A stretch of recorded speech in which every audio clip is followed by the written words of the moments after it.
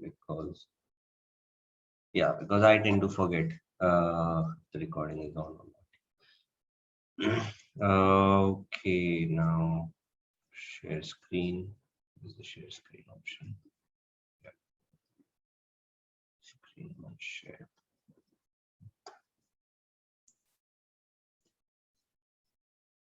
Okay.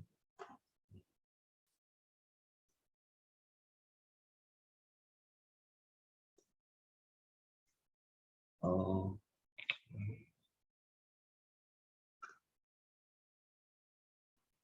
Hmm.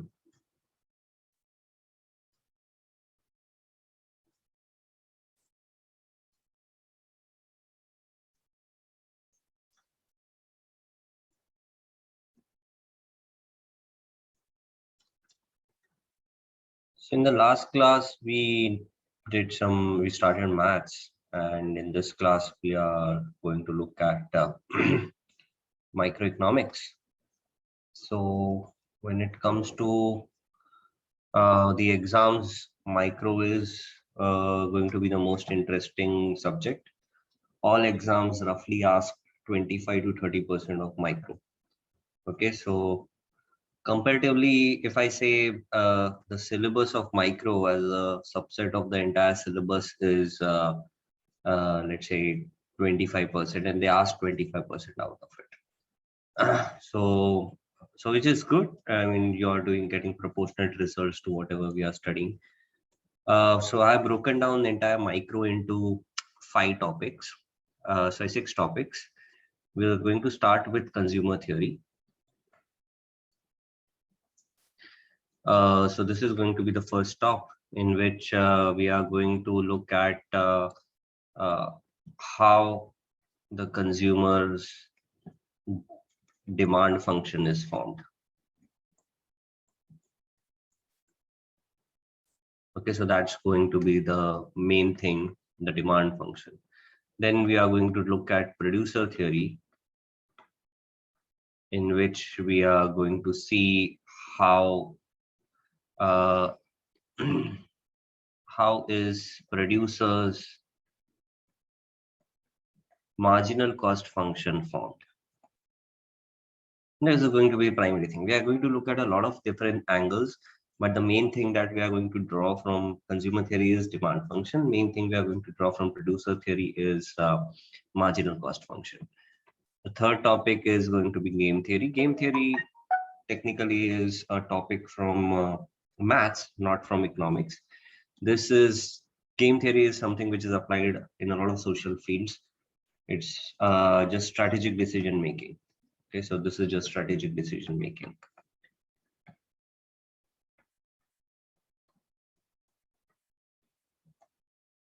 What is strategic decision making? So strategic decision making is different from just simple decision making. Simple decision making is, suppose you are trying to buy a car. So when you're trying to buy a car, you just look at the different features and decide which car is going to be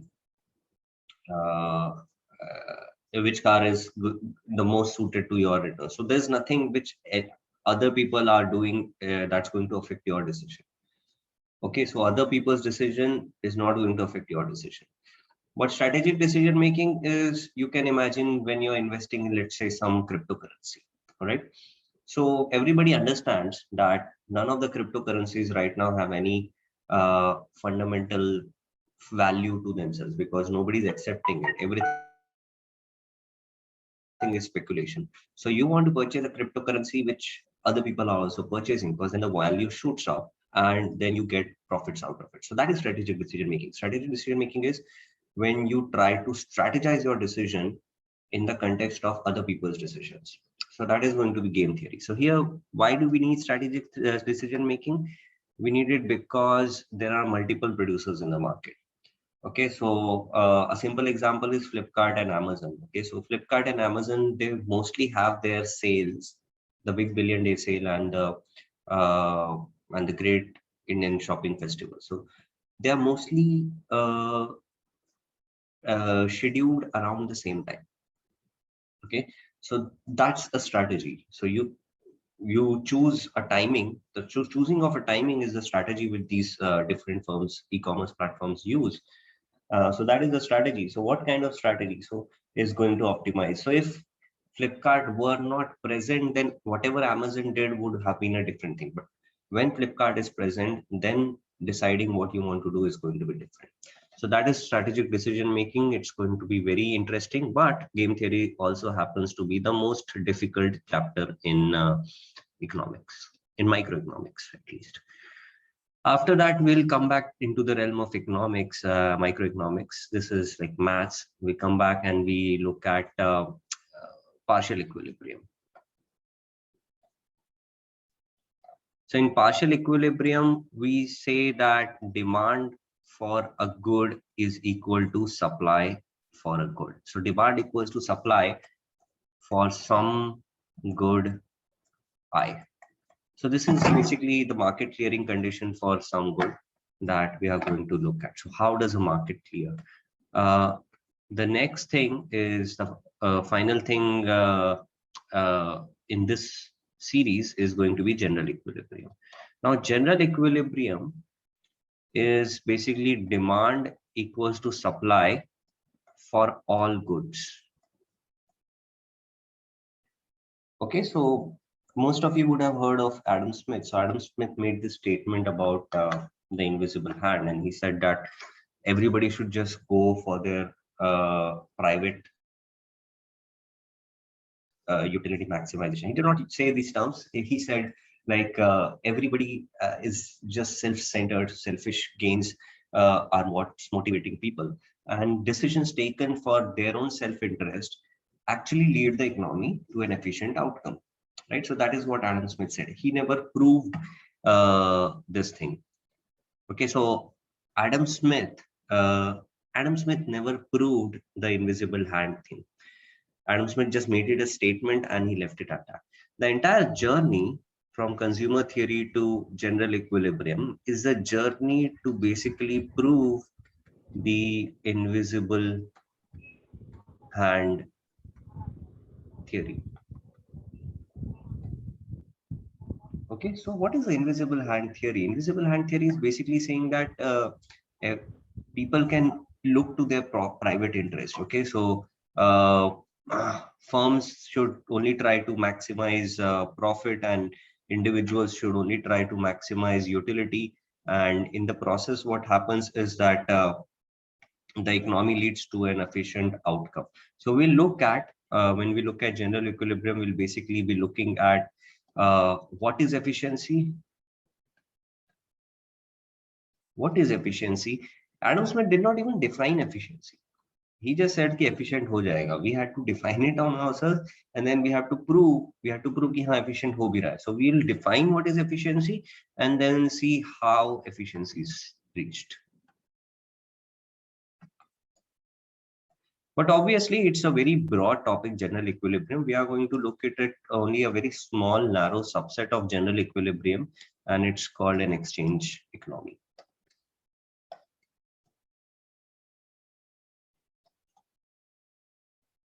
So we are not going to look at the entire grand scheme of things where all firms and all consumers are put into one grand mixture.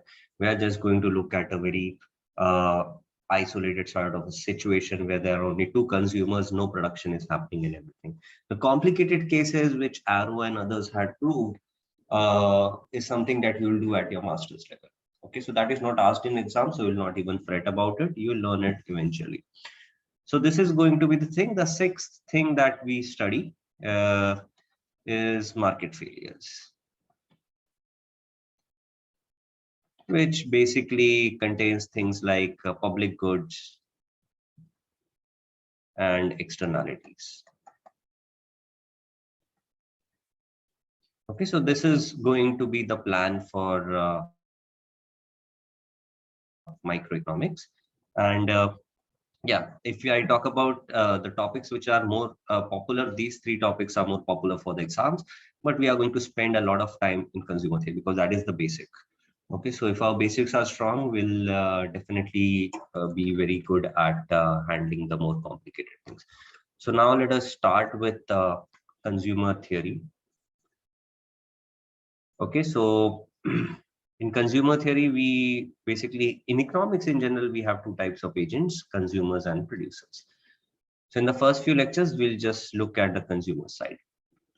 Okay, so before looking at the consumer side, we should have some basic notations. We should go over some basic notations. First is consumption set. Okay, so consumption set is the set of all alternatives or complete consumption plans that the consumer can conceive, whether some of them will be achievable in practice or not. So it's just a set of all possible outcomes which the consumer can consume. So for example, suppose the consumer is consuming two goods, X, which is, let's say, butter, and Y, which is, let's say, milk. Now, butter is, let's say, available in real number quantities, and milk is also available in real number quantities. All real number, okay? Sorry, or R plus, or R plus. R plus, what is R plus? The set R plus is basically 0 to infinity, okay? The set R is negative infinity to positive infinity. The set R plus plus is open 0 to infinity. So R plus is basically non-negative, okay? So the consumption value has to be non-negative. So you can consume, theoretically, you can consume 0 units of butter, or you can consume 10 units of butter, or you can consume 7.5 units of butter, or you can even consume root 3 units of butter. It can be an irrational number. I don't care. It can be anything. I'm not right now concerned about in practice how does your grocery man actually measure root 3 units of butter. I'm saying that in a hypothetical situation, if he had a measure for root 3, you will get root 3 amount of butter. Okay, so that's a hypothetical situation. Milk, again, same, R plus. So if I were to draw these commodities on a Cartesian plane, okay, so if this were the Cartesian plane for X and Y, so X is any real number quantity, anything on the X-axis, on the positive side of the X-axis. So because X is R plus, and Y is also R plus. So Y could also be any real number quantity. So the consumer could consume any point on the X-axis and any point on the Y-axis. So the consumption set is this entire set. Okay, so we say that the consumption set is the entire first quadrant, including the axes. So that is the consumption set. On the other hand, in example 2, let me say that X stays as butter, but Y becomes a discrete good. So a discrete good is something which is available only in integral quantities, integer quantities. So for example, Y is, let's say, biscuits. So biscuits are not available in, like, you cannot consume half of a biscuit. You either consume 0 or 1 or 2 or so on. So X is still R plus, whereas Y becomes integers, non-negative integers, Z plus. Okay, so Z is basically all integers, 0, -1, 1, -2, 2, and so on.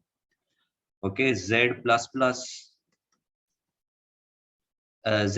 is everything, all non-negative quantities, 0, 1, 2, 3, and so on.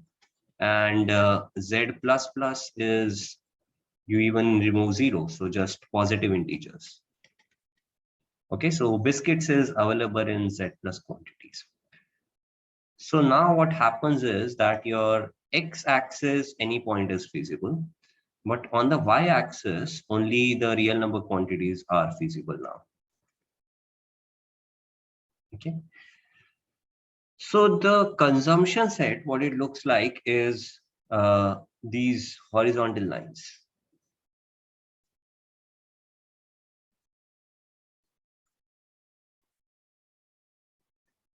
So the consumption set will only be these horizontal lines. A point like this cannot be in the consumption set. because even though this much amount of X is feasible, this much amount of Y, so this is, let's say 1, 2, 3, 4. So this is, let's say 3.5 units of Y. So 3.5 biscuits are not feasible. So this point is not in the consumption set. So the consumption set right now, it looks like these horizontal lines only. Okay. Now consider the third example where X is also a discrete good. Let's say X is what's a discrete good that we can think of? Let's say pens, mobile phones. Okay, and Y is, let's say, biscuits. So now both these things can be consumed in non-negative integral quantities. So what do you think the consumption set would look like?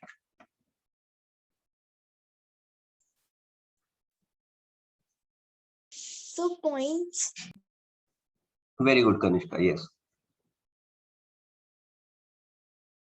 So now what happens is even X cannot be you cannot consume all points on X. Okay. So what happens is you have these horizontal lines for Y. You will similarly have vertical lines for X.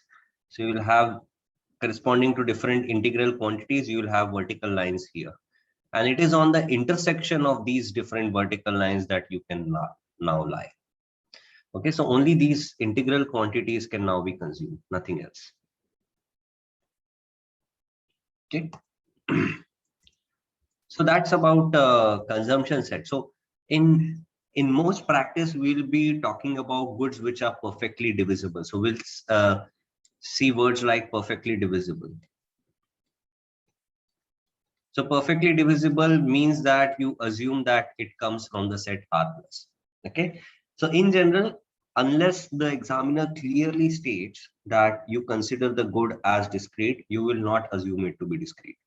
The general thing is any real number quantity is possible. So even if you get a solution of utility maximization as x comma y equal to root 2 comma root 3, you will never question ki root 2 amount of x kaise consume karega. You will not go into those questions. That is the shopkeeper's problem. Like you can demand it from him and then he'll decide kaise dega. So we'll not talk about it. So that is consumption plan. Now, given a consumption, that is consumption set. Now, given a consumption set, inside a consumption set, uh, any vector containing different quantities of goods is called a consumption bundle. Okay, so assume that we are talking about goods that are perfectly divisible now. Okay, so we have perfectly divisible goods, and suppose we only talk about two goods for the time being, and these two goods are any goods X and Y. So in these two goods, there are, let's say, two different bundles, A and B. Suppose these are the only two bundles that you can buy. Okay, so suppose you get some gift card from a friend, and that gift card gives you either this much amount of X and this much amount of Y, or this much amount of Y and this much amount of X. So these are the only two things that you can buy. Okay, so let's say X is the amount of pizzas and Y is the amount of cakes. So either you can get uh, two pizzas and one cake, or you can get one pizza and two cake. Okay, so these are the only two bundles which you can consume, let's say. So then how do you decide that given these two consumption bundles, I have to decide which thing will I purchase? So to decide this, consumers rely on something called preferences. So preferences, which are represented as swiggle, what do they do? So it's like a black box, really. So there's this black box in which this is a black box in your brain in which you give inputs. Okay, A and B are feasible, and then you get an output. That output could be of the format A strictly preferred to B. Okay, so this is basically A strictly preferred to B, so you go with A. Otherwise, you could get an output like A less preferred to B, in which case you will go with B.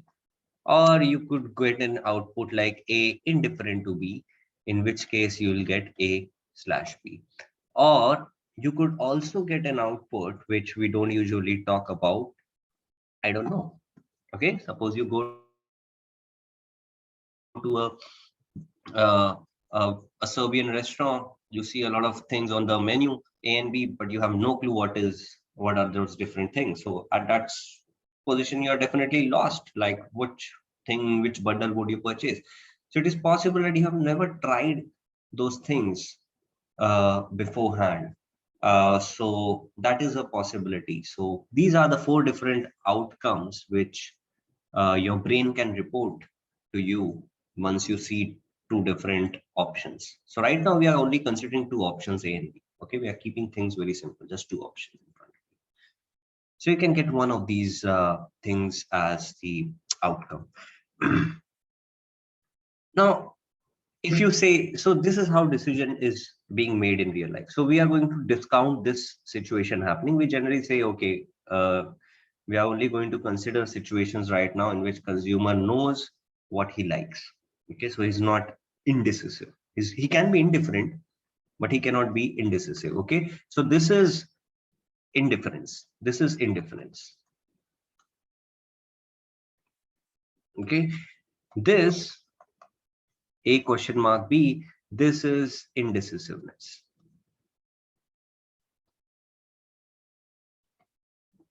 Okay, we are not allowing for indecision. We are saying that the consumer can always decide. Indifference is I know these two goods and I am indifferent between the two. Okay, so and indecision is I have no clue which is better. It is possible that after I try both the goods, I might have a preference. But at this point of time, because of lack of knowledge, I do not have any preference. So indecisiveness is something we are never going to allow. So this thing we'll never talk about again. Okay, maybe you will talk about it in your masters, because that is a perfectly plausible condition which can happen in real life. So maybe in your masters you will talk about it a lot more. Right now we are not going to talk about it anymore. So this is what happens when you have only two options. But let's say if I add more options, like C is another option which is available, D is another option which is available. So the problem with these preferences are that these are binary relations. Now, what are binary relations? Binary relations are things which can relate only two things at a time. Okay, so it's like you and me. You and me are teacher student. So that's a relationship. Okay, uh, you and your mom. So mother daughter, that's a binary relationship. Family is not a binary relationship. Okay, a binary relationship like mother daughter, you can only connect two people with it. Okay, so mother daughter is sort of binary relationship. So binary relationship can only help you connect two things at a time. So I can only compare, right now I have four options, A, B, C, D. So I can only compare two things at a time. I cannot compare कि इन चारों में से best कौन सा हो. That is something that the consumer is unable to do if he relies on preferences. So that's why the thing is that it becomes complicated now. The complication is that even if I have four options, there are four C2 different binary relationships, which is basically six different binary relationships. So I need to compare this pair, this pair, this pair, this pair, this pair, and this pair. So I have to compare all these different pairs. Okay. And this is only for the situation where you have finite options. If you have infinite options, the number of binary pairs becomes infinite. So working with preferences is complicated. Obviously, it is complicated.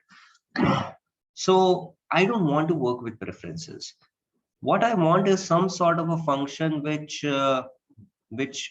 gives ranking to these different bundles, and I can then just pick the bundle which gets the best ranking.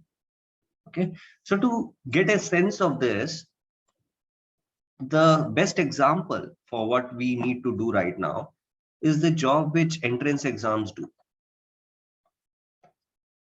Okay, what do entrance exams do? Entrance exams rank you all on the basis of your intelligence, right? Now, what happens is that you different people, I cannot compare all of you and ask you कि तुम में से best कौन, because somebody is good in math, somebody is good in analytical skills, somebody is good in their vocabulary. Different people are good in different things. It is very difficult to say pinpoint that one person, like there is this one universal Sharma ji ka beta who's like better than you in everything. Okay, so it's very difficult to gauge people in a very subjective manner. So what do? You ask everybody to come and appear for this entrance exam. And this entrance exam just gives you different ranks. And then they say, okay, the top 30 rankers, I'm going to take them. So this is what we are going to do. So what entrance exams do to you, the same thing is going to be done by utility functions to preferences, to bundles actually, to consumption bundles. It is going to rank these consumption bundles. So the different consumption bundles are going to be ranked. So how does it do ranking? So just like entrance exam gives you marks, what entrance exam does it gives marks to everyone. So what utility functions are going to do, they are going to give utility numbers to everyone.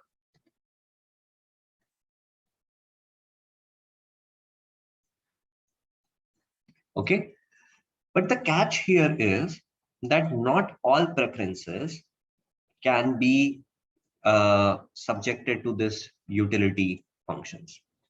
What utility function is doing is it sort of gives ranking to different bundles, but certain bundles, certain preferences cannot be ranked.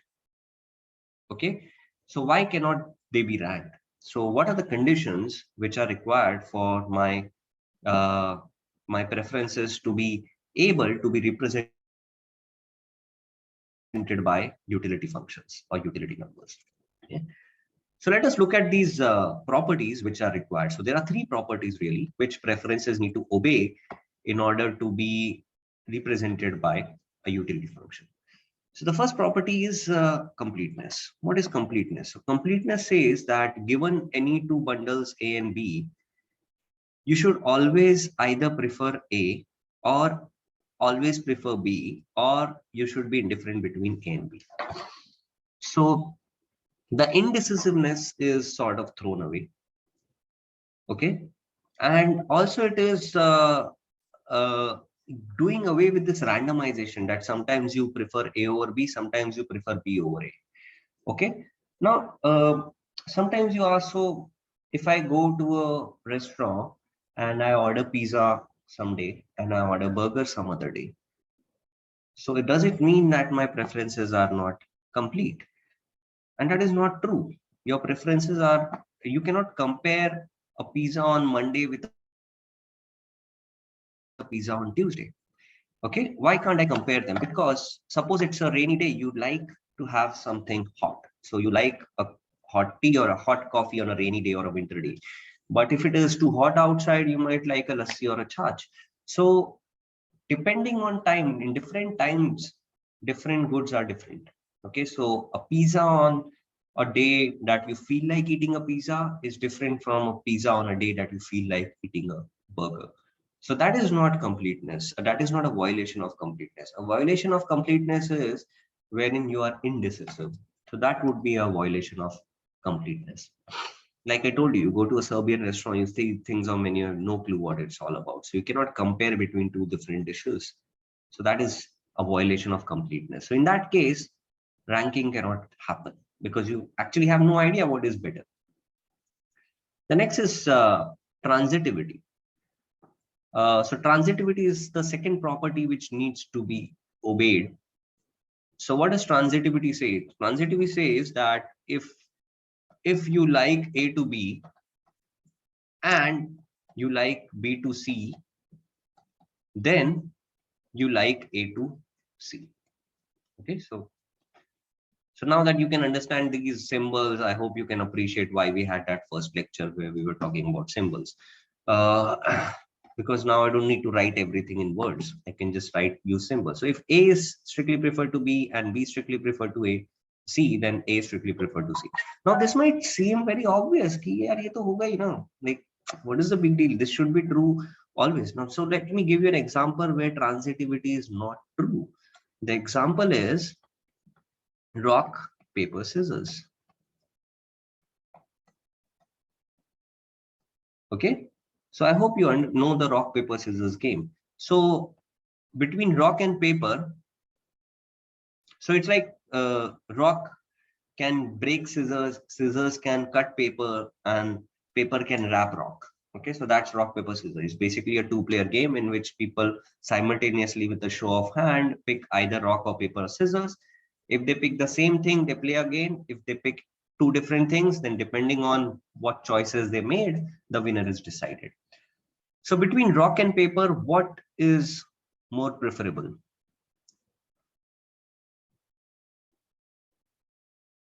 What is more preferred between rock and paper?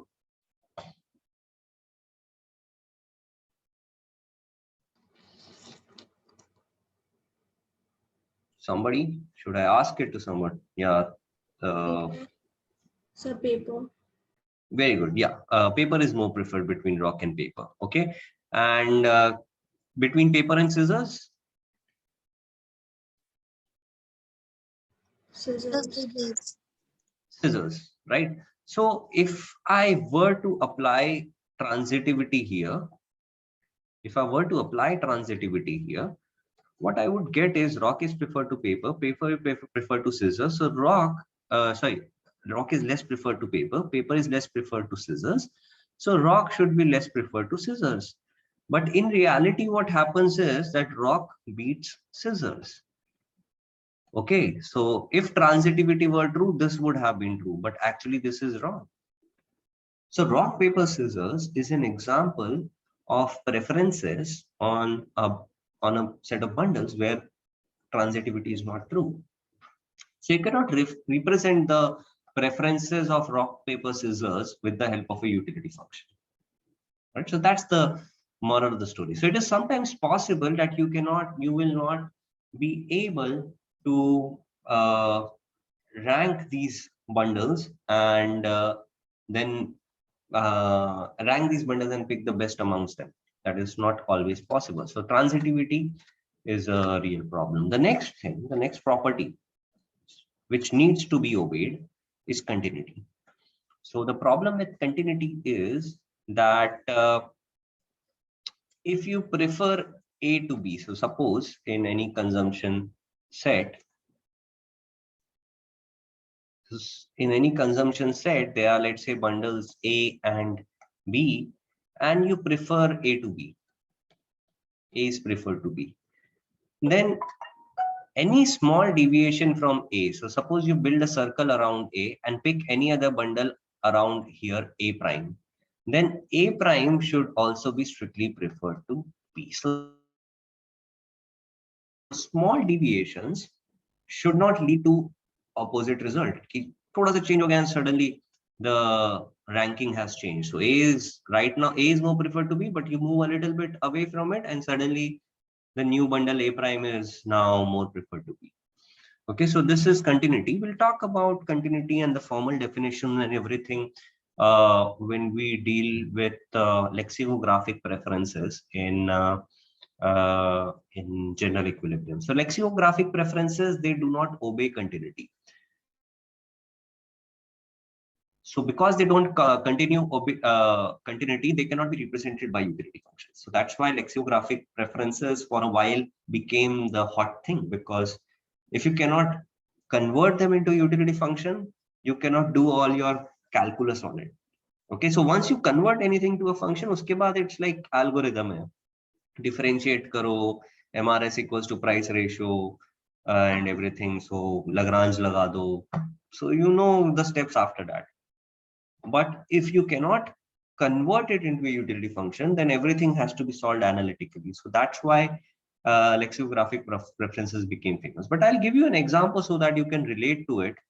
for preferences which do not obey lexicographic, preferences which do not obey continuity. And the example is Olympic gold medal tally or Olympic medal tally. Okay.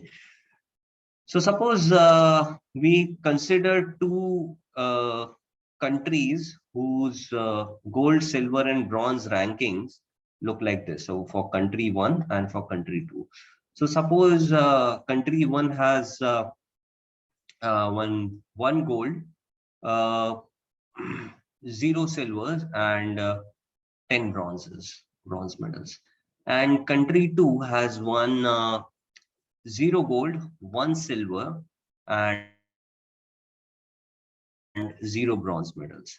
So right now, which country is going to be ranked higher according to, if you are aware of, it's been 5 years since the last Olympics, you were probably in school back then. So I don't know if you follow Olympics, but which country do you think will be ranked higher in the gold medal tally, in the medal tally?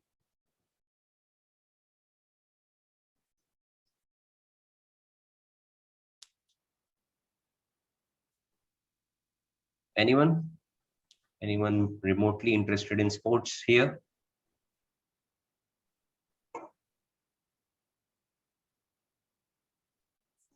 Naseef, yeah, you want to give an answer? I can't hear you, Naseef.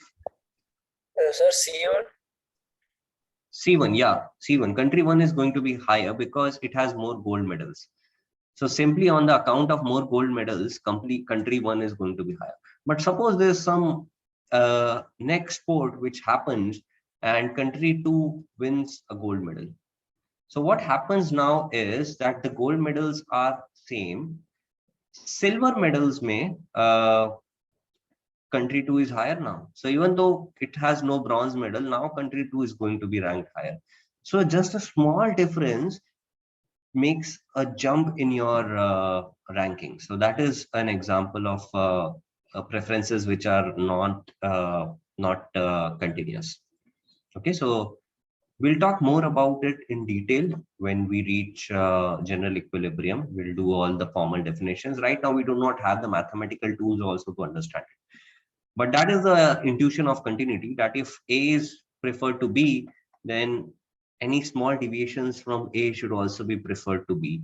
By analogous logic, A should also be preferred to any small deviations around B prime. Okay, so small perturbations should not change your rankings. So that is the another rule. So these three rules, if the preferences obey these three rules, completeness, transitivity, and continuity, then they can be represented as utility function. Now it is essential for you to understand these three things. Third one, we'll talk about it in detail later, but completeness and transitivity, in recent years, they have started asking questions about it. Till 5 years back, there was no question on these topics because the level of exam did not have to be so difficult. Now they cannot give you utility maximization because the problem is when they give utility maximization, everybody solves it. So if a question is solved by everybody, it cannot discriminate between the good students and the bad students. So not bad students, but the ones who are less prepared, so to say. So right now they are starting to ask more questions on these abstract topics. So make sure you understand these two things. If at any point of time you have any doubt, you should always ask me at the moment itself. And if at revision you find any doubt, you can always contact me again. The important thing is the doubt should get cleared. Okay, so now when a utility function, when preferences obey these three properties, then they can be represented by means of a utility function. Like you will be represented by means of your marks in exam. So what are utility functions? So given the assumptions of completeness, transitivity, and continuity, it is possible to represent a consumer's preferences as functions known as utility functions with the value of the function at the point in consumption set called utility. So the function will allot functional value to different points. Okay, so suppose these are the different points in the consumption set of a person which he can consume. So there's some utility function u, which will give values to these different things. So the numerical value or the marks of this bundle is going to be u of a. The marks of this bundle is going to be u of b. The marks of this bundle is going to be u of c. So suppose these three bundles are, let's say, 4, 1. This bundle is, let's say, 3, 2. And this bundle is, let's say, 1, 5. So these are your three bundles, let's say. Suppose the utility function is, this is x-axis, this is y-axis. Utility function is under root xy. Okay. So what is going to be the value of UA, UB, and UC? So let me ask this question to Anuradha. Yes, Anuradha, what do you think will be the utility values UA, UB, and UC if these are the bundles and this is the utility function?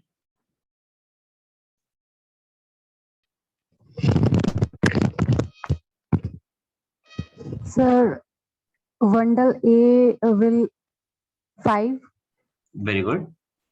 and Actually, bundle under root B, 5. okay, sir, under root 5, and second B is under root 6, Yes, and C is under root 5. No, 4. under root 4. Yeah, perfect. Thanks. So that is going to be the utility values for different things. So now you can just look at the marks which these different students. So if you can think of A, B, C as different students and the consumer as the examiner, he can just look at the marks and pick which student is the best. So he'll just go with bundle B. Okay. So we say any function is a utility function. So not any random function can be a utility function. Utility functions are not brought from thin air कि मुझे ये function अच्छा लग रहा है तो ये use कर ले. So that's not how it is. A real value function is called a utility function, which can represent a preference relation swiggle. This is called swiggle. This symbol is called swiggle. If for any two bundles x0 and x1, if x0 is weakly preferred to x1, then utility value for x0 should be greater than or equal to x1. So for any two bundles A and B, which belong to the consumption set, if A is weakly preferred to B, then utility of A should be greater than or equal to utility of B. Okay. This statement in itself contains two statements. Statement one here is if A is strictly preferred to B, then utility of A should be strictly greater than utility of B. And if A is indifferent to B, then utility of A should be equal to utility of B. So this one statement is basically, it proves these two statements simultaneously. The proof we are not going to work about. Okay, so maybe your teacher will do it when you reach your master's level. I am not very much interested in doing this proof. But the important thing is that suppose student A is more deserving than student B. So what is a good exam? How do you say that exam is good? You say an exam is good if the more deserving student gets more marks. Then we say that the exam is good. Otherwise, the exam is bad. If the undeserving students clear the exam, then the exam is doing a good job at selecting students. So this is the idea that if A is weakly preferred to B, if bundle A is in fact more preferred or indifferent to B, then its utility number should be greater than or equal to bundle B. Okay, so any such utility function can be represented as can do the job of representing a preference. But if a utility function exists, okay, if there exists a utility function u, then it is not the only utility function representing the preferences you get. Okay, so if utility function exists, it cannot be the only utility function. So what happens is, this is an important thing. If suppose under root xy. Suppose under root xy is a valid utility function. What's a valid utility function? Any bundle which is more preferred should get a higher utility value. Okay. So suppose under root xy is valid utility function. If under root xy is a valid utility function, then I can take another function v, which is basically twice of xy. Now this would also be a valid utility function. Why would this also be a valid utility function? Suppose an exam is giving you marks, all right? Now the examiner is not happy with the marks which students have got. So what he does is he doubles the marks of every student. So suppose you got 30, it will become 60. Suppose somebody else got 17, it will become 34 and so on. So if the examiner doubles the marks of each student, will the relative ranking change? Will the ranking of students change if everybody's marks are doubled? No, sir. No, right? Okay, so the ranking will not change. It's very simple. So if you double the marks of any students, the ranking will not change.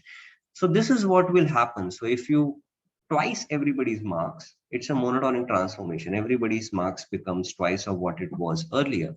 So the ranking does not change. So if v of a, sorry, if u of a was greater than or equal to u of b, that is a was ranked higher under utility mapping u, then v of a, then twice u of a is also greater than equals to twice u of b. I just multiplied both sides by 2, which implies what is twice u of a? It's just v of a is greater than equals to v of b. So if u was a valid utility function, then v is also a valid utility function.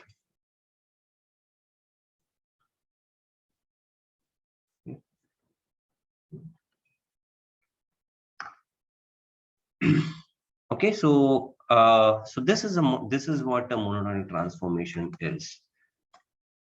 Okay, so my question is to anybody who can open question, to anybody who wants to answer.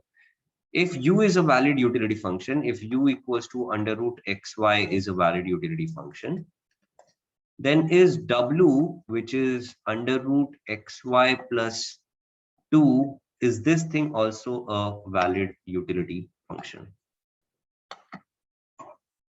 Yes, sir. Yes, Kritika, yeah, you're right. So this is also a valid utility function because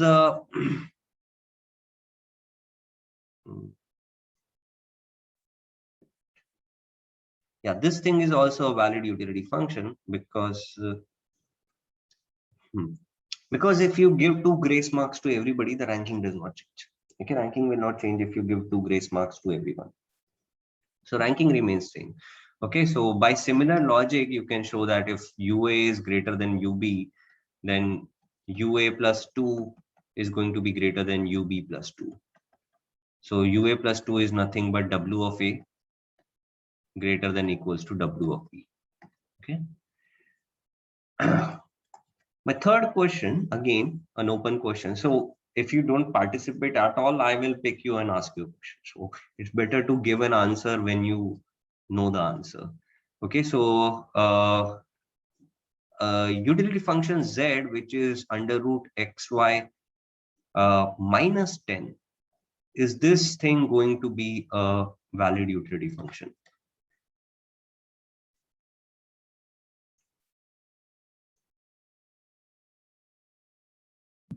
Yes, sir. Again, yes, if you subtract 10 marks from everybody, doesn't make a difference. Fourth question. So if u is a valid utility function, sorry, if w is a valid utility function, is w square a valid utility function? If w is a valid utility function, w is root xy plus 2, is w square, which is the square of this thing, is this thing going to be a valid utility function or not?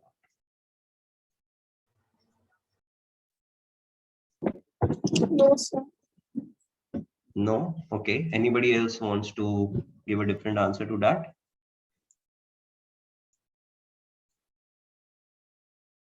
Does anybody think that it's going to be a valid utility function?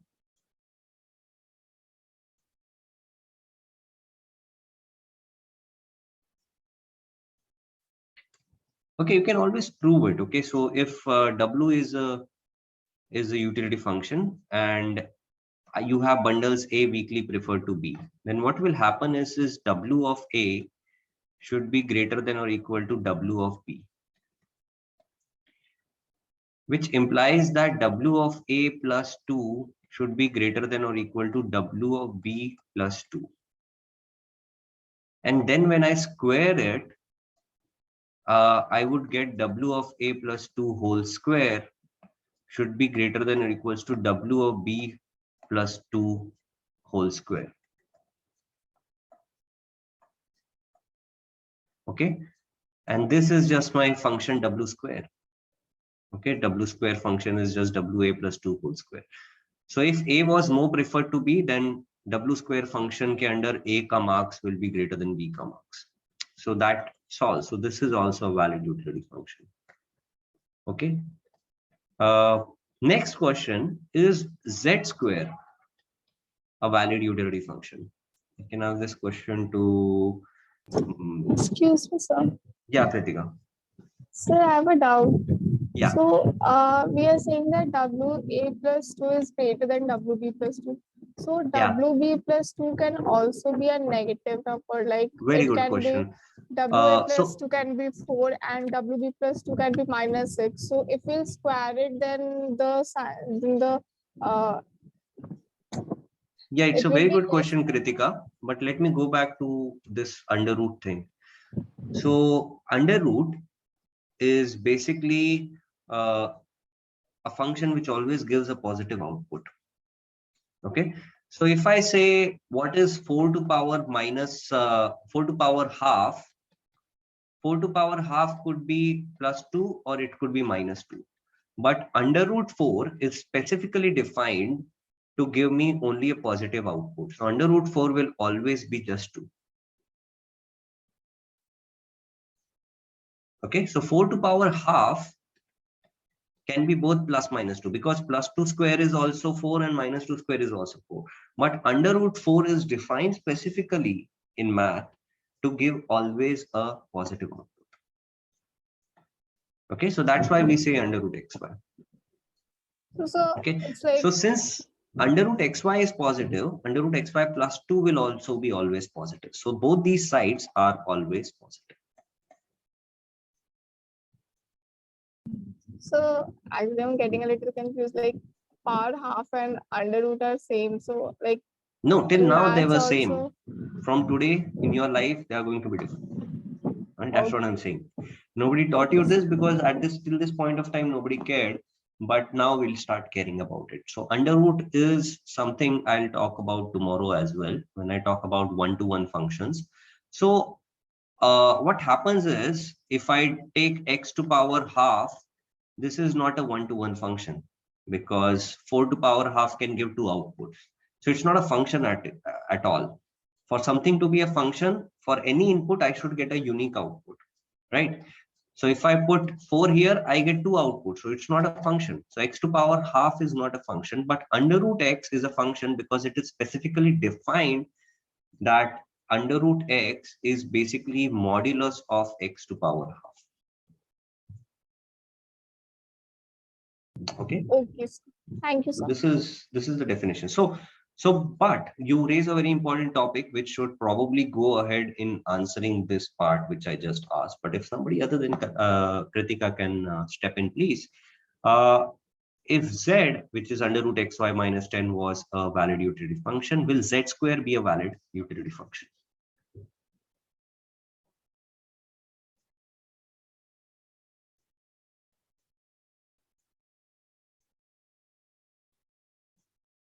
Okay, let me randomly No, ask. sir. No, okay, yeah. So the answer is no, because now you can have negative values as well. So you could have a bundle A for which Z of A value is, because you have under root xy minus 10, you can have negative values now. So you can have, let me do this on a new page, become too cluttered. So my Z function is under root xy minus 10. And I'm asking if Z square is a valid utility function. This I have already established is a valid utility function.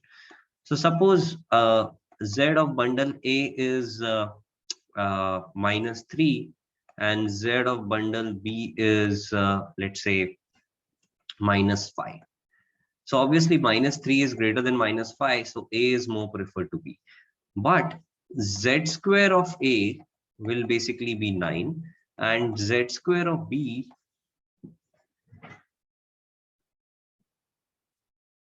will basically be 25. So now what happens is that based on these numbers, B is going to be ranked higher. So ranking will change. So this transformation is not valid. The reason it's not valid is because some input values are negative. So you cannot just square negatives and retain the rankings. So whenever you are doing a squaring, we are going to use squaring a lot. So whenever you do squaring, you just keep in mind that the input values, that is, the functional values should not be negative. If they are negative, you cannot do squaring. Okay. All right, so that's about monotonic transformations. So here are some examples. Which of these are monotonic transformations? So U is a monotonic transformation. So U plus 10 is it? U plus minus 10 is it? It is 10 times this is also going to be it. This square, I don't know. I don't know if U is reporting negative values or not. This is not the same U which I gave. This U is not necessarily under root xy. So I do not know for sure if this U is not reporting negative values or not. So if it is not reporting, then yes, this can be a monotonic transformation. But if it is reporting negative values, then it cannot be a monotonic transformation. Okay.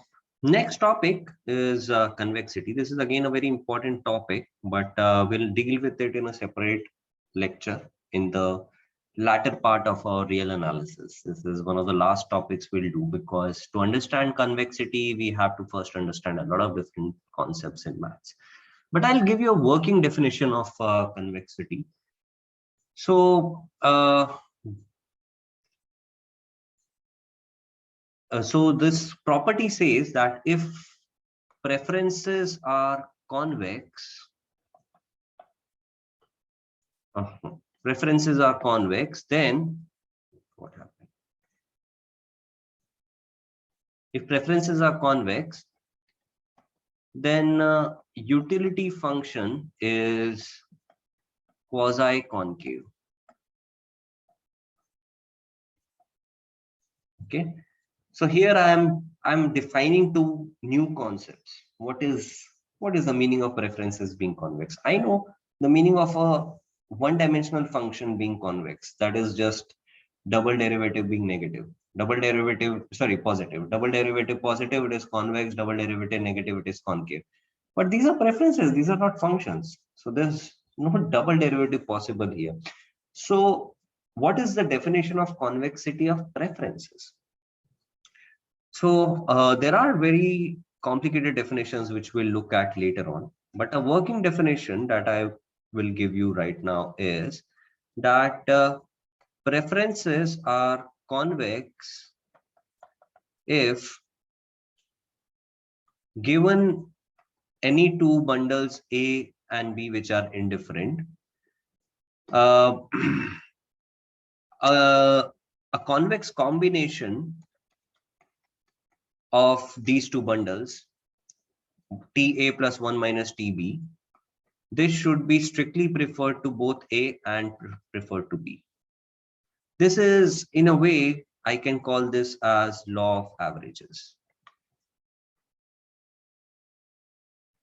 What it means graphically is that suppose there are two bundles A and B, which you are indifferent upon. Okay, so you are indifferent between A and B.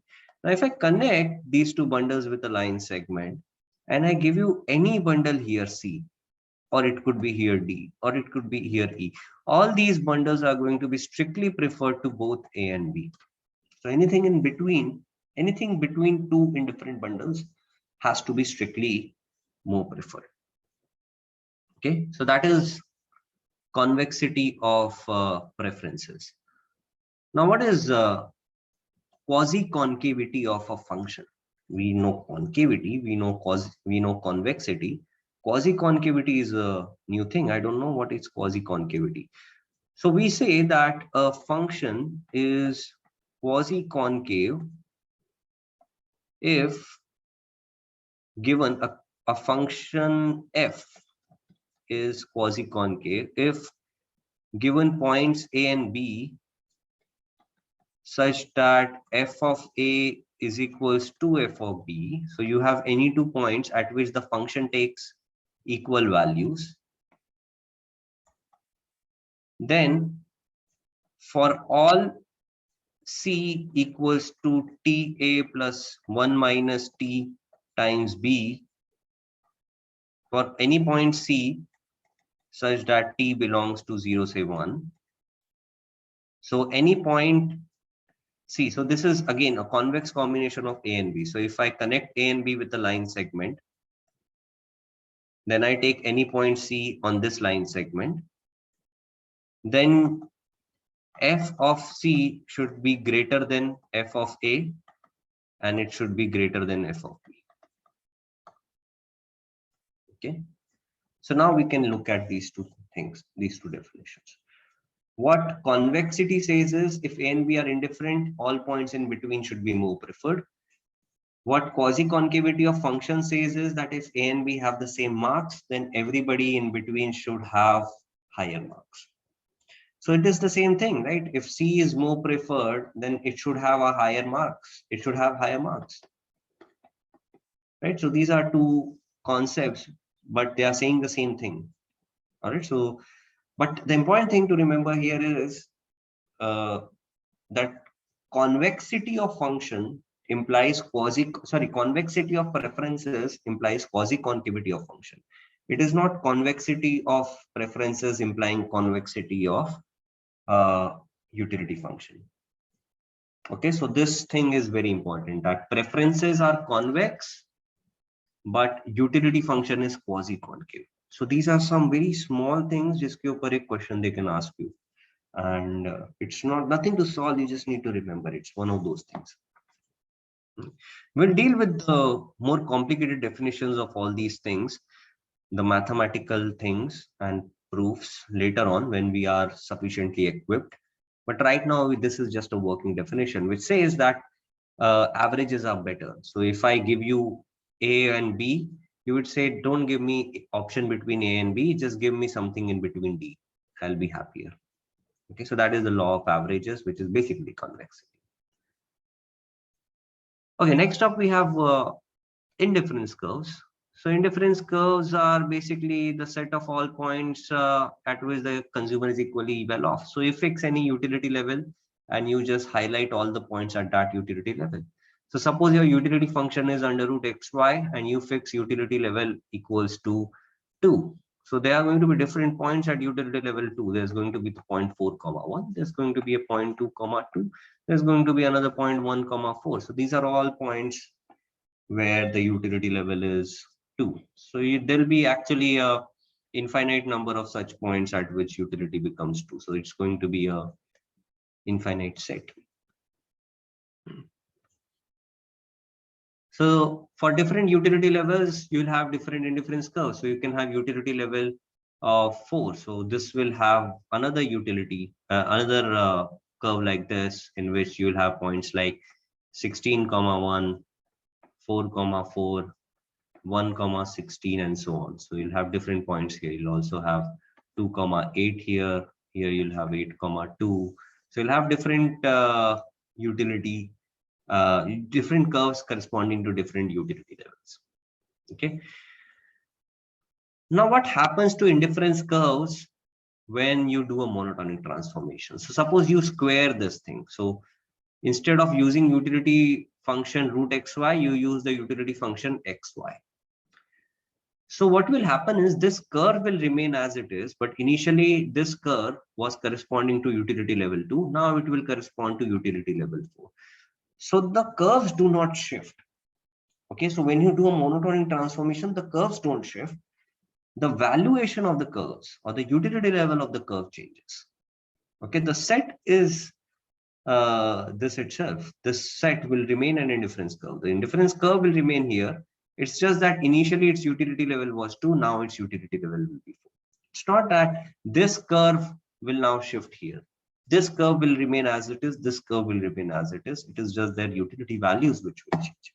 Okay, so interpreting it in this way, that now that utility level has become 4 for these points, this curve will shift here. That is not how it will happen. Okay, the curves will not shift. Curves remain fixed, their valuation changes. So what are some properties of indifference curves? They are downward sloping. They have to be downward sloping. They are downward sloping because both commodities are goods.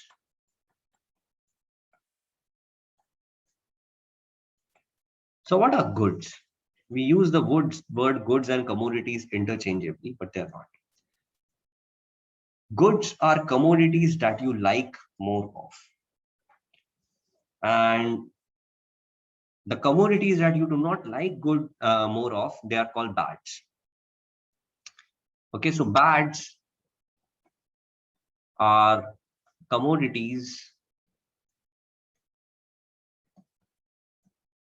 you like, you as in consumer likes less of. You like less of it, like pollution, like homework. Okay, strictly bad, right? You like less of classes, less of noise, a lot of things you can think of. Okay, and then there are a lot of goods. A lot of commodities are goods for some values and they become bads at some value. For example, too much of alcohol can be considered as bad. All right, too much of dancing. Okay, you know, I mean, you ask Hema Malini, she'll dance half an hour. After that, if you want to, you need to capture Dharmendra and say ki ab naach, varna I'll kill this person. Okay, so till some level, some commodities can be good. After that, they can turn into bad. But when we consider that both commodities are goods, then our indifference curves have to be downward sloping. Why? Because if they're not, why do indifference curves have to be downward sloping when both commodities are goods? So the idea is very simple. Suppose X and Y are the two goods that you have. So if indifference curves were in fact upward sloping, then this is a point which is, let's say, x0, y0, and this is a point x1, y1, which is strictly greater than x0, y0. Now, what is this symbol? This symbol means that all elements of this vector, this symbol is used in vectors. Okay, consumption bundles are really vectors. So what this symbol means is this thing is greater than this thing, and this thing is greater than this thing. Y1 is, so this thing implies that x1 is strictly greater than x0, and y1 is also strictly greater than y0. So this is some symbol that you might come across very prevalently in some textbook. So x1, y1 is greater than x0, y0. If this were the indifference curve, then you are getting more of both goods. So if you're getting more of both goods, your utility should definitely go up. So you should be on a higher utility here. So you cannot be indifferent between these 2 points because you're getting more of every good. All right. So if this is good X and this is good Y, then my indifference curve needs to be downward sloping. Okay, so then the shape of the indifference curve has to be downward sloping. So it should look something like this. So now that if I compare 2 points between A and B, you give me more of X. When I go from A to B, you give me more of X, but you reduce my Y. So I'm giving you something, but I'm taking away something. That seems like a plausible way in which utility can be kept intact. But giving more of everything that you like will not keep your utility intact. It will definitely make you happy. So that is why indifference curves are downward sloping. Now, my question is, what will be the shape of indifference curve if X is a good and Y is a bad? My question is to Yuvakshi.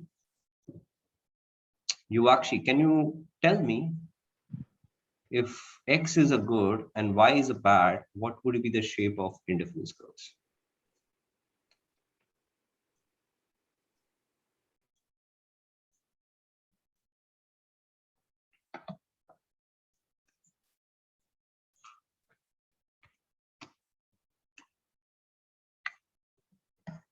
Sorry, sir, I cannot understand this. If one is preferred and the other is not good, so how they will be related into a single curve? So I don't know. Okay, it's like, can anybody else answer this? Yes, sir. Line vertical to y-axis. Parallel to y-axis is the vertical line. No, Sir, not it will really. be a positively sloped curve. Very good. It will be positively sloped curve. Yes, it was Ananya, I think. So it will be positively sloped. So you can think X as your wages and Y as the number of hours you work, working hours. So if I ask you to work 8 hours, you'll say, okay, give me 10,000 rupees. If I ask you to work for 10 hours, you'll say, okay, now that you are asking me to work more, you have to pay me more. Maybe you ask me for 15,000 rupees. Okay, so if I increase the amount of a good, so compare these 2 points A and B. So I'm increasing the amount of good X. So that increases your utility because you like it. This is a good. So that would increase your utility. This C, at C, your utility will increase. But at the same time, what I'll do is I'll also increase the amount of good Y, which is a bad. So that will bring down your utility. Okay. So if one is a good and another is a bad, then indifference curves are going to be upward sloping because you increase both goods, they sort of compensate for each other. Okay, you move to a city like Delhi, you have more pollution, more noise, but you get better opportunities, more money. Okay, so one thing is increasing, one good is increasing, that is your income, but one bad is also increasing, that is your quality of life. So generally that's the idea. So indifference curves, if you were to compare wages and pollution, that would also be upward sloping curves for people. Okay. So if one commodity is a good and another is a bad, then indifference curves are going to be upward sloping. I hope that solves your question, Yuvakshi, and also clears up the doubt. Somebody gave vertical lines as answer. Yes, sir. Okay. So important thing is that you guys ask me doubts when you have it. Don't wait for later. Because I'm going to give you a problem set on it, right? So I'm going to give you a problem set and things are going to move fast. Okay, we are not, we don't have 3 years to complete graduation. We are not on that timeline. So things are going to move fast. It's better you ask me doubts when you have it. Next example, when both X and Y are bads, what will be the shape of the indifference curve? Raj, can you answer this one?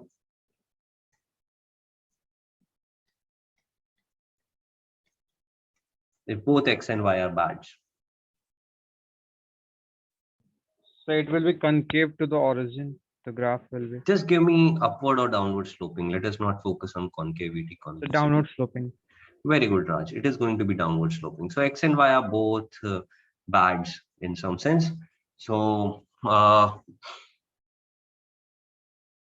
suppose you have to travel.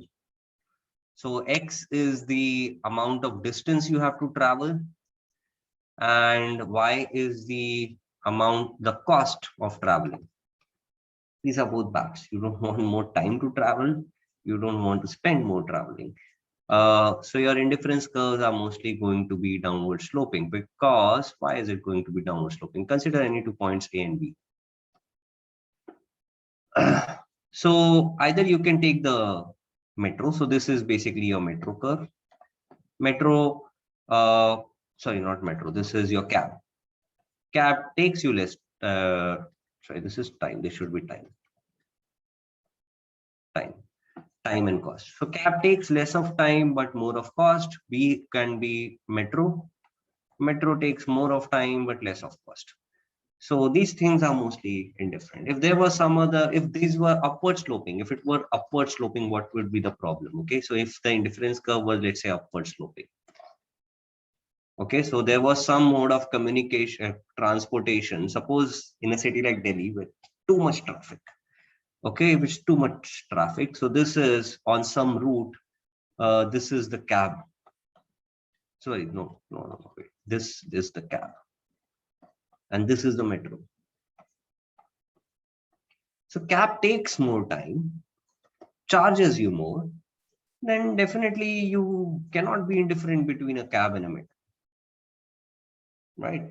Obviously, if you're a person who does not want to walk or wants to avoid crowded places because of COVID and all those things, that thing is definite. Okay, we are keeping everything else constant, ceteris paribus. Right now, we are only comparing on 2 parameters, time and cost. So if both time and cost increase, you should definitely prefer this thing less than this thing. You should prefer cab less than metro.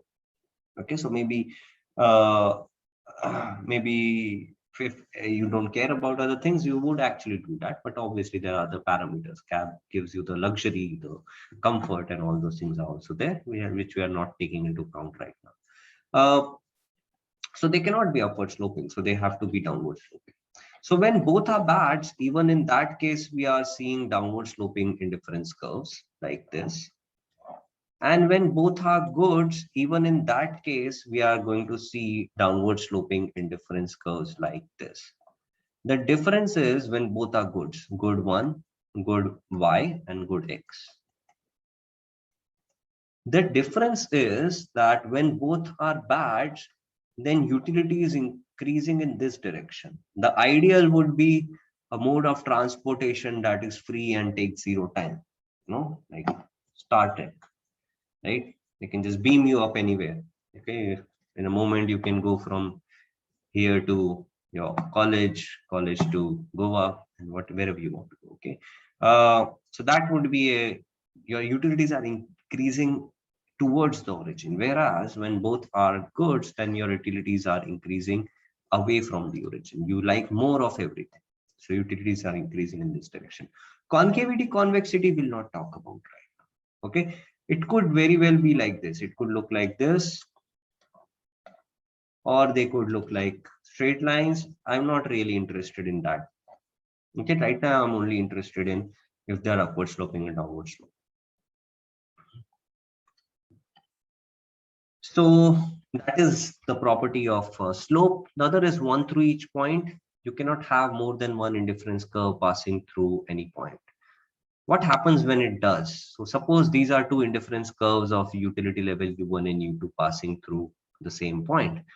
So, so this point E is the intersection point, let's say. So this point A has, suppose these are both goods. Okay, so generally speaking, every commodity is good unless otherwise stated. If the examiner wants you to work with bads, he'll specifically mention that this is a bad or that is a bad. Here you consider everything as a good. So now A has more of both commodities, so A should definitely be strictly preferred to B. All right, but B and C are on the same indifference curve, so we should have B indifferent to C. And again, C has more of both commodities as compared to D, so C should be strictly preferred to D.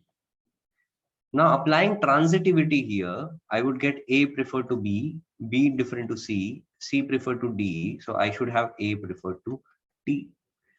But actually, when you see this particular indifference curve, this one, the U1 indifference curve, you see that A and D should be indifferent.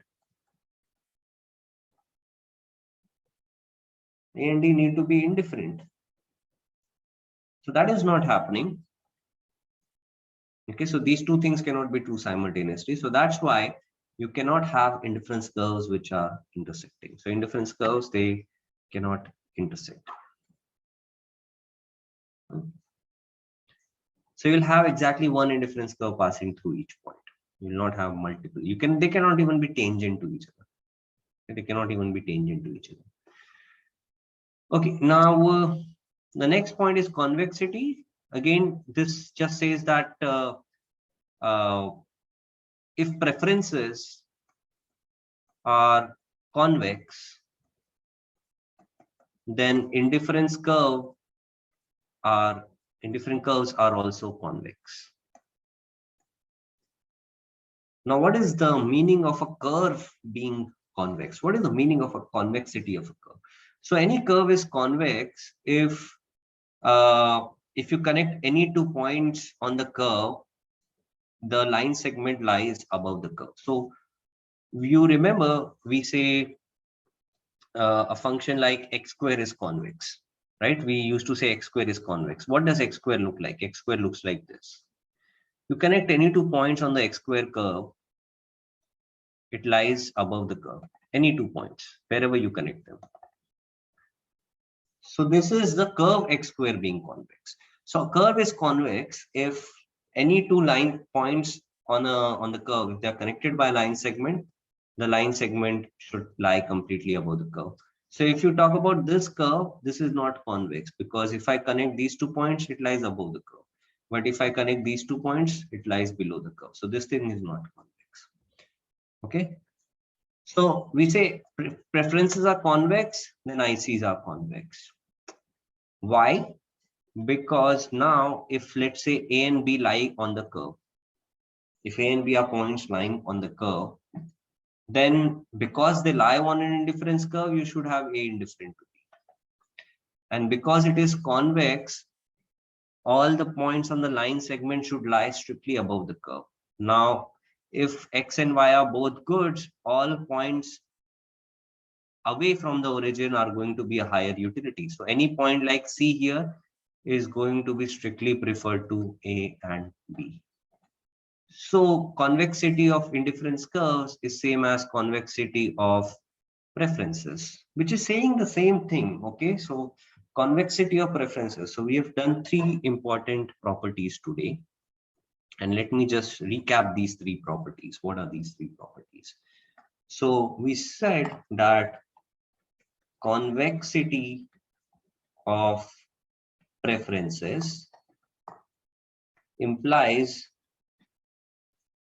quasi-concavity of utility functions, which implies convexity of indifference curves. All these 3 things mean the same thing, okay? It means for us in simple terms right now, the implication is if the consumer is indifferent between 2 points, any intermediate point when connected by a line segment will be strictly preferred by the consumer. That is the meaning, okay? The importance of convexity I'll talk about later, and why we are giving so much importance to it. We'll talk about it in later chapters. But important thing right now to understand is averages are preferred. That is all we care about. All right, now there are some special cases which don't actually obey convexity. So convexity says that if 2 points are indifferent, intermediate points are going to be more preferred. So there are certain cases which don't obey convexity. So let me talk about these cases. So first case is perfect substitutes. A very good example of perfect substitutes is consider X, good X. So perfect substitutes are when the consumer is willing to substitute one good for the other at a constant rate. Okay, so suppose X is 1 liter Bisleri and Y is 1 liter Aquafina. Okay. So you're perfectly, so if you have, let's say, 5 bottles of Bisleri, somebody comes to you and say, yeah, I want Bisleri. Can you exchange it for one Aquafina? You'll be like, fine, whatever. Take. First of all, you don't know why this guy is exchanging, but you are indifferent. You say, okay, if you're happy with Bisleri, take this Bisleri, give me Aquafina, I don't care. So that's as close as you can come to an example for perfect substitutes. Not always things are perfect substitutes. You might say somebody is indifferent between a Budweiser and a Bira. Might not be true. People generally have preferences over things. You might not be indifferent between uh, you know cellular networks also. But there are a lot of things which you are actually indifferent between. For example, data, internet. You are indifferent. If two internet company, one is they are offering you unlimited packs, you don't care. I mean, where it's coming from, as long as they are staying true to the word. If they are saying 10 Mbps, they should give 10 Mbps. As long as that part is not a problematic, you don't care. So that is perfect substitutes. So you're always willing to exchange 1 unit of X for 1 unit of Y. In either direction, either you give X and take Y, or you take X and give Y. In either directions, your exchange rate is fixed at 1. So such preferences, they are represented as utility equals to X plus Y. That is basically you care about the total amount of water in liters that you have, X plus Y. You only care about that. In general, the thing is going to be alpha X plus beta Y. Okay. These weights, alpha and beta, they can be different. So when can they be different? So suppose you care about total amount of water. Good X is half liter water bottles and good Y is 2 liter water bottles. So what values of alpha and beta, what would be the weights alpha and beta, so that your you can now represent it as a utility function? What would be the weights alpha and beta now? If X is half liter bottles and Y is 2 liter bottles, what would be the weights alpha and beta?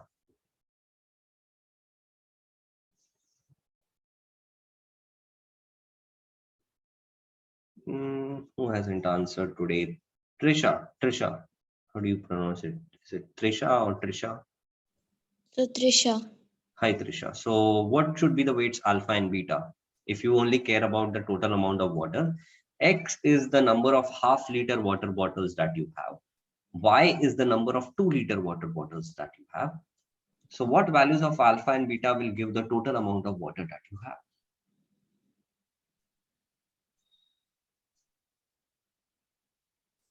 Sir, I don't understand. Okay, I'm just giving you a simple question. If X, you have, suppose you have 3 half liter bottles, Trisha, and you have 7 2 liter bottles. What is the total amount of water that you have? Can you just give me this answer? 14 and 15 and a half. 15.5. All right. So if instead of 3, you have X number of half liter bottles, and instead of 7, you have Y number of 2 liter bottles, then what is the total amount of water that you have? So 1 by 2x plus 2y. Now, can you compare it with this function and this function and tell me values of alpha and beta? So alpha is 1 by 2 and beta is 2. Great, that's all. All right, so the total amount of water is half times amount of X and plus twice amount of Y. So alpha is equal to half and beta is equal to 2. So that's how you can derive the utility function. Now, how do you go from utility function to drawing indifference curves? So suppose your utility function is half X plus 2Y. I want to draw utility functions for that. So how do you draw it? So the key to drawing utility functions is just being able to draw lines. So first you fix up any level of utility. So suppose you fix up level of utility as let's say 4. So I want to draw the indifference curve for utility equals to 4. So 4 equals to half x plus 2y. Okay, so how do I draw this line? So the key to drawing a line is that the general formula of a line is y equals to mx plus c. So remember this. Y equals to mx plus c is the general formulation of drawing a line, where m is the slope and c is the y-intercept. Okay, so this point is going to be, for any line y equals to mx plus c, this point is going to be 0, c, and this is going to be the line where this is the slope. If slope is negative, if it is positive, it will look like this. Okay, so depending on whatever m we get. So we have to first reformulate this line in this format. So I have to take y on one side. So when I write this, you can write this as 2y equals to 4 minus half x. So this can be written as y equals to, I divide both sides by 2. So I get y equals to minus 1 by 4 times x plus 2. So the intercept is 2 and the slope is minus 1 by 4. So that is going to be the slope for this thing. Okay, so what is going to be the indifference curve for some other utility level, you say, let's say 6.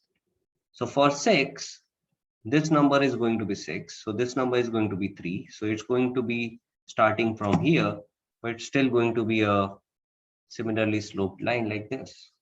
The slope is still going to be minus 1 by 4. Okay, so the slope will still be minus 1 by 4. So different indifference curves will all be parallel to each other.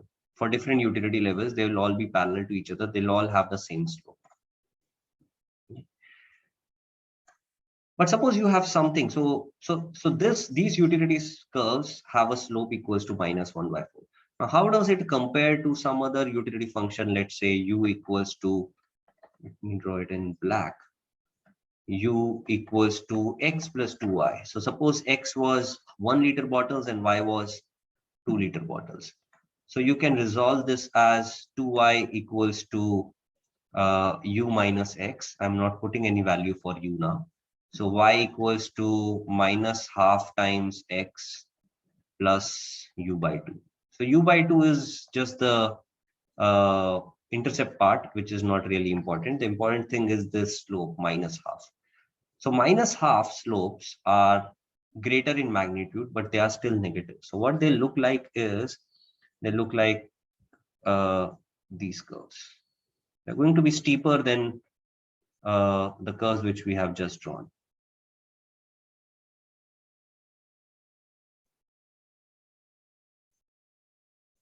Okay, so if the magnitude increases, the thing becomes steeper. If the magnitude reduces, it becomes flat.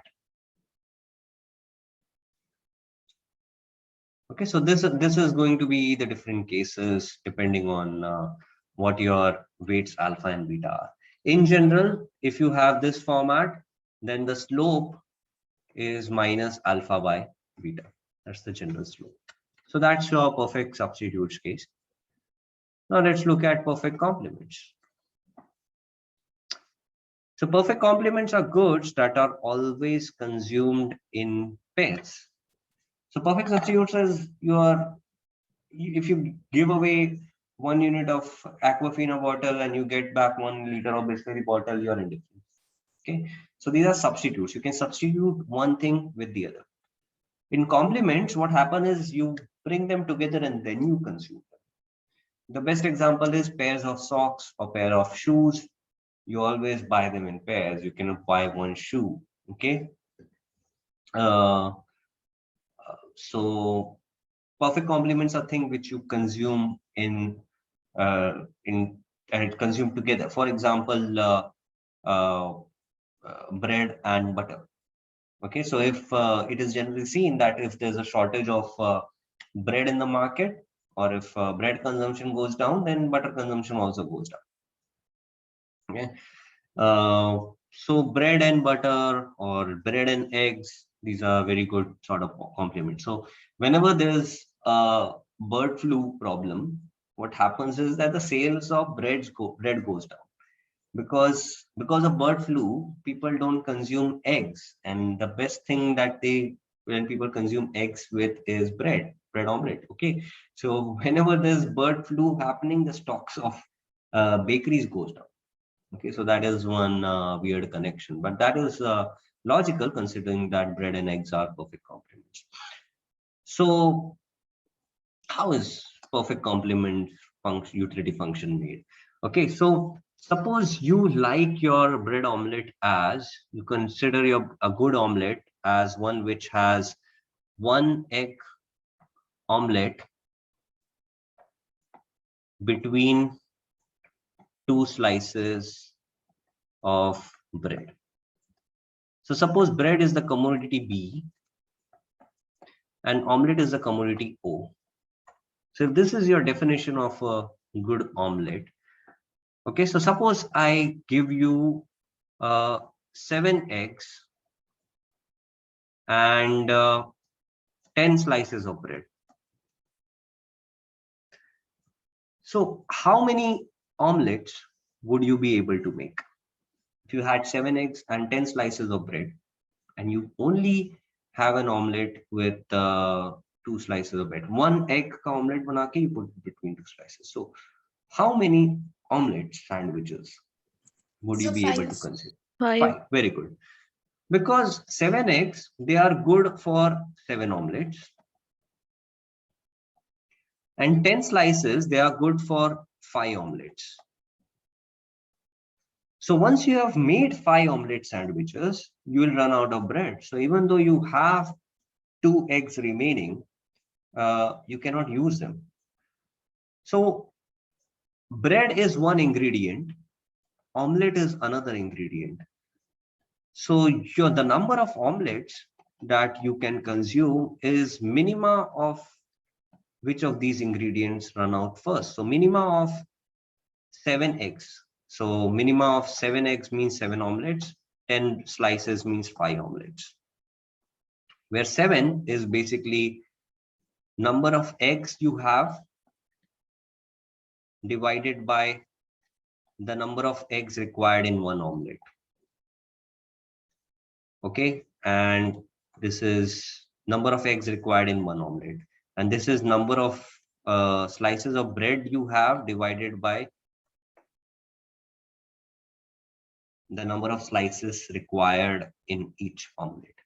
So the general utility function is going to be omelets is equals to min of E comma B by 2.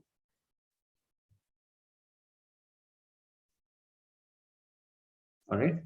So if you want to consume an omelette with 1 egg and 2 slices of bread, E, O, B. So O, the number of omelette sandwiches will be minima of E comma B by 2.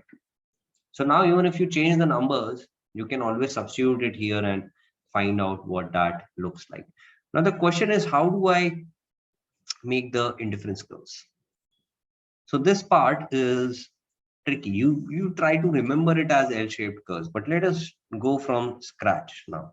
I want you to not remember it, but be able to derive it. So suppose I start with something like pairs of shoes and socks. So number of socks that you can wear is min of left pair socks and left pair shoes and right pair shoes. There's nothing like left sock and right sock. So just left pair shoes and right pair shoes. So this is, let's say, number of right pair shoes. This is number of left pair shoes. So the number of shoes that you have, the pairs of shoes that you have is min of L comma R. So let's say L is Y. Let's say L is X and this is Y, let's say. Okay, whatever. X is right leg, y is left leg. So min of x comma y. All right. So what this function does is that it takes two inputs and reports the minima of the two inputs as the output. It reports the minima of the two inputs as the output. So suppose this is your 45-degree line. Okay, so suppose, so when it reports x, when does this function report x? So minima of x comma y will be equal to x if x is less than y. Okay, now when is x less than y? So this is your 45-degree line, which has the equation x equals to y. So any point here like 4, 4, you will have x and y equal. You'll have another point 3, 3. You'll have point like 5, 5. So all points here will have x equals to y. Now, when you move from here to a point on the right, this point will be of the format, let's say 5, 4. So what happens now is you're increasing x, keeping your y constant. When you're moving towards right, you're increasing x, keeping y constant. So any rightward movement from this line will have x greater than y. So all points to the right of this line will have x greater than y. Whereas any point to the left of this line, you will reduce x, keeping y constant. So now x is less than y. So basically this 45-degree line is dividing your first quadrant into 3 zones. Zone 1 is along the line, which is x equals to y. Zone 2 is to the right of this line, which is x greater than y. And zone 3 is to the left of this line, which is x less than y. Now, whenever x is less than y, the min function reports x as the output. So this implies that the min function's output is going to be x. And whenever y is less than x, then min of x comma y will be equal to y. So here the output is going to be y. So on the right side, any point will report its y coordinate. So if I just take this point 5, 4, the min of 5, 4 is 4, which is the y coordinate. Whereas I take a point here, which is let's say 3, 4, then the min of 3 and 4 is 3. So that is the x coordinate. So the x coordinate will get reported to the left, to the right, the y coordinate gets reported. So that is how the main function works. Okay. So suppose I have this min of x comma y. Now, yeah. So I want to generate the indifference curves now. So this is my 45-degree line, x equals to y. In this zone, I have x greater than y. It means suppose my utility function is just min of x comma y. So utility function will generate the value y. And here I have x less than y. So utility function will be equal to x. Here you have utility equals to y. So how do I draw the indifference curve? So I start by assuming some utility level 4. So utility 4 equals to min of x comma y. So here the equation is going to be 4 equals to y. So y equals to 4. And here the equation is going to be x equals to 4. Now what does x equal to 4 look like? So this is the x-axis, x equals to 1, 2, 3, 4. This is y equals to 1, 2, 3, and 4. Okay. Something like this. 4. Whatever. 1, 2, 3, 4. So this is your point 4, 4. So the x equals to 4 line is nothing but a vertical line from here. And the y equals to 4 line is nothing but a horizontal line from here. Right? So this line is your x equals to 4. But this line is valid only in the region to the left of x equals to y. So the only part of this line which is valid is the left part. And the only part of the right arm which is valid is the right arm. So this becomes the indifference curve. Okay, so x equals to 4 happens to the left of the line. So the part of this dashed line which lies to the left, let me remove this. So this is the x equals to 4 line.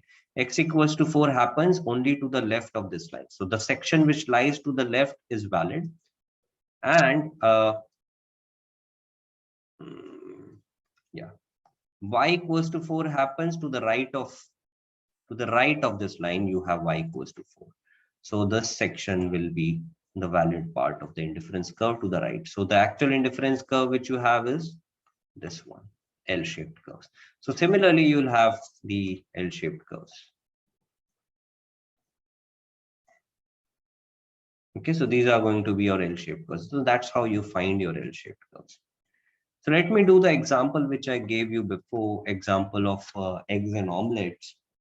So your example is that your utility function. So first of all, let's say you like your coffee with 2 spoons sugar, which is, let's say, commodity X, and 3 spoons of coffee, which is, let's say, commodity Y. So what will be the utility function now? What will be the utility function as a function of X and Y? Min of 2x, 3y. No. Min of x by 2, y by 3. X by 2, y by 3. So that's a rookie mistake which you did by calling it 2x and 3y. So you don't multiply with these things, you divide it with these things. That is exactly what we did here in the omelette and bread example, right? Because you require 2 slices of bread, you divide by 2. Because you require just 1 egg, you divide this by 1. So you don't multiply it with it, you divide with it. Now, the question is, how do I draw this utility function? How do I draw the indifference curves? So first of all, I try to figure out where is it going to be that these two things are equal. So first of all, I try to equate these two things. So x by 2 must be equal to y by 3. Now, alternatively, what you can do is you can multiply this entire thing by the LCM of these two things. So the LCM, least common multiple, of 2 and 3 is 6. So you can multiply this and you can get a new utility function, which is min of 3x comma y. Sorry, 3x comma 2y. So you can work with this or you can work with this. They'll give you the same results. So because if I work with this one, x by 2 equals to y by 3, this gives me the dividing line, which I am going to call as the line of vertices, as 3x equals to 2y, or y equals to 3 by 2x, y equals to mx. If I work with this line, I'm going to get again 3x equals to 2y.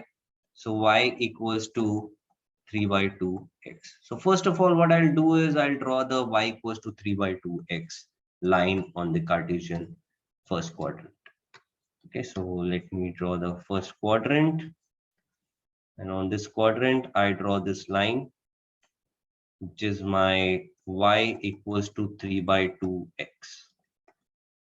Now, all points to the right of this line, x coordinate will increase, y coordinate will remain same. So you will have y less than 3 by 2x. And to the left, you will have y greater than 3 by 2x, or 3 by 2x less than y. Okay. So if y is less than 3 by 2x, okay, 3 by 2x less than y, it can be written as x by 2 less than y by 3. And this is basically y by 3 less than x by 2. Okay, now you are trying to find the min of x by 2 and y by 3. So to the left, clearly x by 2 is minimum. So here you will have utility equals to x by 2. And to the right, you will have utility equals to y by 3 because you're looking for the minimum of the two values. Okay. Then you fix any utility level. So ideally, I like to take the utility number, which is the LCM of all the numbers that you are seeing on your paper. Okay, so if you see numbers 5 and 7, take utility value as 35 because then you will not be stuck with any fractions. So I like to work with utility equals to 6. So this becomes x by 2 equals to 6, which implies x equals to 12. So that will be a vertical line like this. And here you will have 6 equals to y by 3. So y equals to 18. So that would be a line like this. So you will have these L-shaped curves. X equals to 12 is always, x equals to A is always a vertical line. Y equals to B is always a horizontal line. And they are going to intersect here. So these are going to be our L-shaped curves. Okay. Now let's do a little more complicated question so that I can give you the homework. This is your homework, by the way. This entire thing is your homework. So the question I'll do is min of x plus 2y comma 2x plus y. Okay, so suppose your utility is min of x plus 2y comma 2x plus y. So the first thing that you do is, I'm going to tell you how to proceed with this problem. And then your job is homework to do the problems. So the first thing is equate these two things and find what points satisfy the equality. So x plus 2y must be equal to 2x plus y, which implies that y must be equal to x. So it's just the 45-degree line that you have. So I'm going to draw the 45-degree line now. That is going to be my line of vertices. This is my 45-degree line. Okay, so this is my y, this is my x, and this is my x equals to y. Now I find out when does the utility function report this value. So u equals to x plus 2y if x plus 2y is less than 2x plus y. You can take things here and there, which basically implies that when y is less than x. Now I know that to the right of this line, I have y less than x. So whenever y is less than x, utility is equals to x plus 2y. So in this zone, in the right zone, you will have utility equals to x plus 2y. Okay. Now, when does the utility report this value? So utility will be equal to 2x plus y if 2x plus y is less than the other thing. The other thing is x plus 2y, which is basically when you take things here and there and cancel them out, this will basically be when x is less than y. So I know that in the left, you will have x less than y. So in this case, your utility will be equal to 2x plus y. And then you finally take a number which you think is a good approximation. So I generally like to take numbers like 6 and 12 because they don't leave much rationals behind. So 12 equals to 2x plus y, 12 equals to x plus 2y. 12 equals to 2x plus y. So this is the line I want to draw. 12 equals to 2x plus y. So again, convert it into y equals to mx plus c format. So y equals to minus 2x plus 12. So slope is minus 2. So this is the important thing here. Slope is minus 2. So here you will have slope equals to minus 2. Now focus on this line. This line is 12 equals to x plus 2y. Again, convert it into y equals to mx plus c format. So y equals to mx plus c format means that y equals to sorry, 2i equals to minus x plus 12. So y equals to minus half times x plus 6. Slope is half. So this is the important thing here. Here you will have slope equals to minus half. Okay.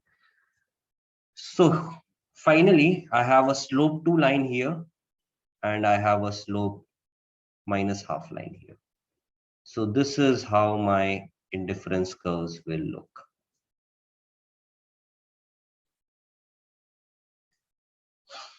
Slope 2 lines here and slope minus half here. So these are going to be the shape of my indifference curves.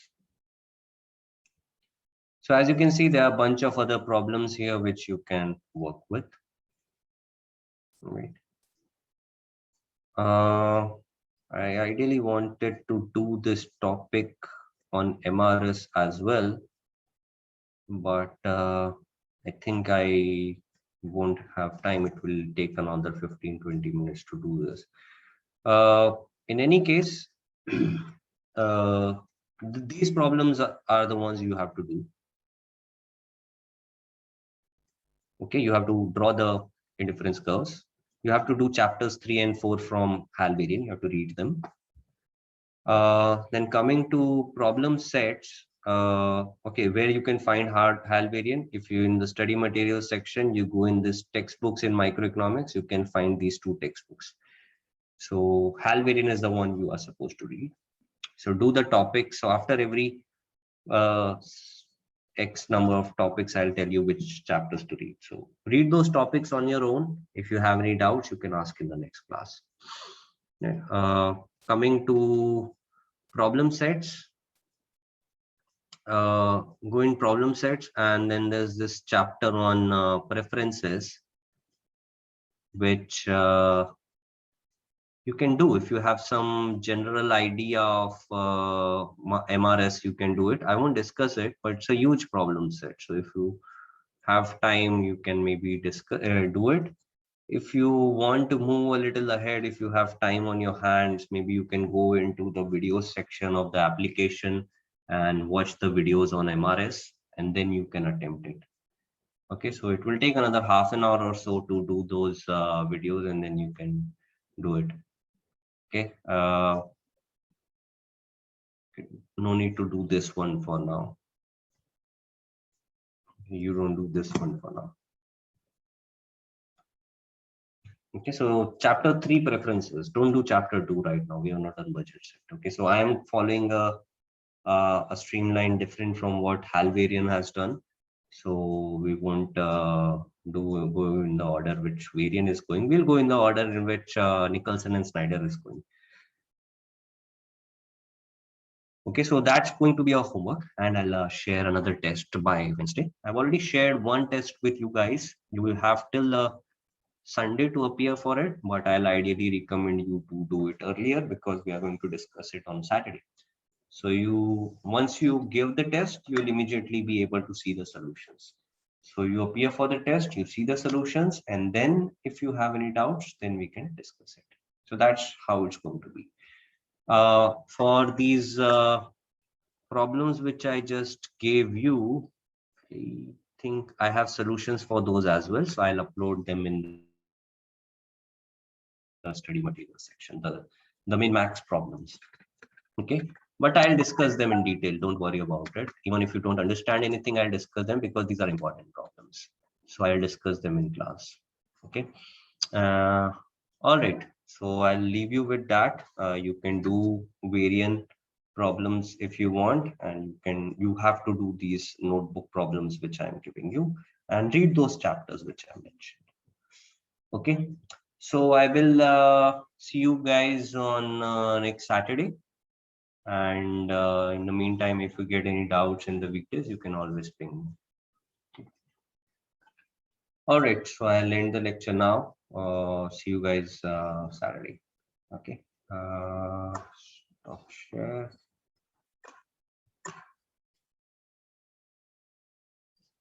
Stop recording.